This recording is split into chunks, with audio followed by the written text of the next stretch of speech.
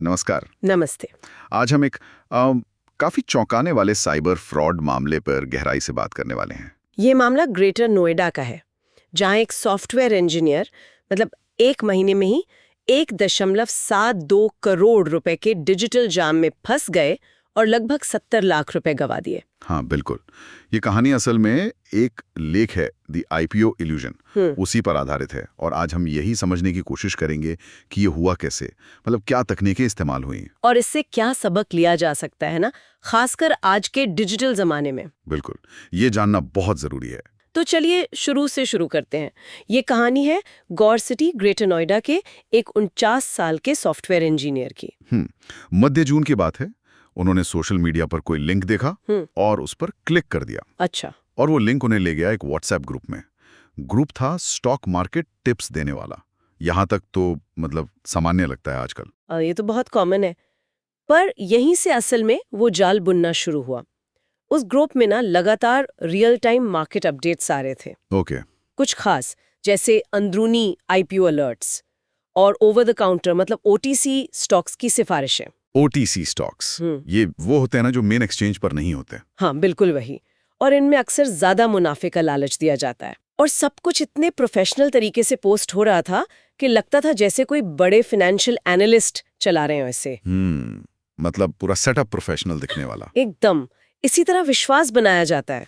तो फिर मतलब सिर्फ ग्रुप में जानकारी देने से तो कोई पैसे नहीं लगा था। आगे क्या हुआ? बहुत जल्दी ही उन्हें एक और ऑफर मिला, एक प्रीमियम ग्रुप ज्वाइन करने का। अच्छा, प्रीमियम। हाँ, इसमें वादे और बड़े थे, जैसे बहुत हाई रिटर्न वाले आईपीओस दिलवाएंगे, खास ओटीसी स्टॉक्स तक पहुंच देंगे और मतलब ऐसी निवेश स्ट्रैटेजीज बताएंगे जो बिल्कुल क्यूरेटेड हो, मैक्सिमम फायदे के लिए। वाह, मतलब वीआईपी ट्रीटमेंट का एहसास दिलाया गया होगा। बिल्कुल। लेकिन देखिए, विश्वास जीतने के लिए उन्होंने क्या किया, ये बहुत क्लासिक तरीका है स्कैमर्स का। क्या किया? उन्होंने शुरू में छोटे निवेश करवाए और जब पीड़ित ने कुछ पैसे निकालने की कोशिश की तो वो आसानी से निकल गए। अच्छा, ये तो फंसाने का तरीका हुआ। हाँ, शुरू में थोड़ी सफलता दिखा दो, उन्हें लगा सिस्टम असली है, भरोसेमंद है, और बस इसी भरोसे के चक्कर में अगले 30 दिनों में उन्होंने अलग अलग ट्रांजैक्शन करके कुल 69.37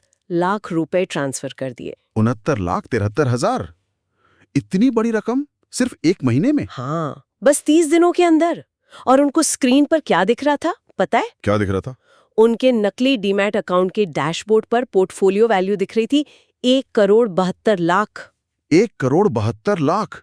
अरे बाप रे। हाँ, कोई भी ये आंकड़ा देखेगा तो मतलब उत्साहित हो जाएगा। उन्हें लगा कि उनका पैसा कई गुना बढ़ गया है। 72 लाख रुपए के मतलब अपने मुनाफे को निकालने की कोशिश की। हाँ। तभी असली खेल सामने आया। उनसे अचानक मोटी मोटी फीस मांगी जाने लगी। फीस? किस तरह की फीस? कभी कहा गया ब्रोकरेज शुल्क देना है, कभी रेगुलेटरी क्लियरेंस के नाम पर पैसे मांगे, कभी प्लेटफॉर्म यूसेज फी। ये एडवांस फीस फ्रॉड है। पैसा निकालने के लिए और पैसा दो। अच्छा, मतलब पैसा निकालने के लिए भी पैसा देना पड़ेगा, तब उनको समझ आया कि ये फ्रॉड है। हाँ, तब तक उन्हें पूरा यकीन हो गया कि वो फंस चुके हैं। फिर उन्होंने फौरन greater Noida cyber crime branch में शिकायत दर्ज करवाई। धोखाधड़ी और आईटी एक्ट के तहत एफआईआर हुई। इस पर पुलिस का क्या कहना है? क्या ये कोई आम ऑनलाइन फ्रॉड था? नहीं, साइबर क्राइम ब्रांच के एसएचओ रंजीत सिंह ने बताया कि ये मामला ज्यादा पेचीदा है। ये सिर्फ सोशल इंजीनियरिंग नहीं थी, मतलब सिर्फ बातों में बहलाना नहीं था। तो फिर क्या था? ये एक तरह से असली संस्थागत निवेश के माहौल की पूरी नकल थी, बिल्कुल रेप्लिका।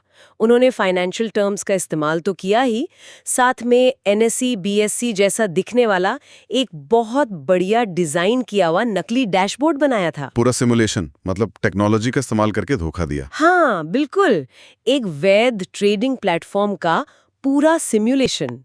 ये ज्यादा खतरनाक है। वाकई चिंता की बात है। हाँ, और एक्सपर्ट्स भी यही कह रहे हैं कि भारत में ये सोशल इन्वेस्टिंग फ्रॉड बढ़ रहे हैं। व्हाट्सएप, टेलीग्राम ग्रुप्स पर भरोसेमंद ब्रांडिंग दिखाते हैं, कभी कभी इन्फ्लुएंसर्स के झूठे नाम इस्तेमाल करते हैं, और जैसा यहाँ हुआ, शुरू में छोटे पेमेंट करके भरोसा जीतते हैं। असली निवेश और ये जो डिजिटल हेरफेर है, इसके बीच की लाइन बहुत धुंधली होती जा रही है। साइबर प्लैटर जैसे कुछ स्रोत हैं जो इस बारे में जागरूकता फैला रहे हैं। है ना, उनकी वेबसाइट और सोशल मीडिया पर। हाँ, वो लोग इस पर काफी जानकारी शेयर करते रहते हैं। www.cyberplatter.com पर देखा जा सकता है। ये पूरी घटना वाकई सोचने पर मजबूर करती है। मतलब हम सब ऑनलाइन हैं, निवेश के मौके देखते हैं, तो सवाल ये है कि कैसे पता लगाएं कि कोई ऑनलाइन निवेश ग्रुप या प्लेटफॉर्म असली है या नकली, खासकर जब शुरू में छोटा मोटा फायदा भी दिख रहा हो। ये बहुत अहम सवाल है। और ये जो डिजिटल इंटरफेस होते हैं या बातचीत होती है, उनमें ऐसे कौन से छोटे छोटे संकेत हो सकते हैं जिन पर ध्यान देना चाहिए, जो खतरे की घंटी बजाएं, भले ही सब कुछ ऊपर से बिल्कुल ठीक और प्रोफेशनल लगे। शायद बहुत ज्यादा मुनाफे का अवास्तविक वादा या जानकारी देने का दबाव। हाँ बिल्कुल, या फिर जैसे फीस के बारे में पारदर्शिता ना होना, ये सब रेड फ्लैग्स हो सकते हैं। ये घटना याद दिलाती है कि डिजिटल दुनिया में सुविधा के साथ साथ छिपे हुए खतरे भी बहुत हैं। हमेशा सावधान रहने की जरूरत है।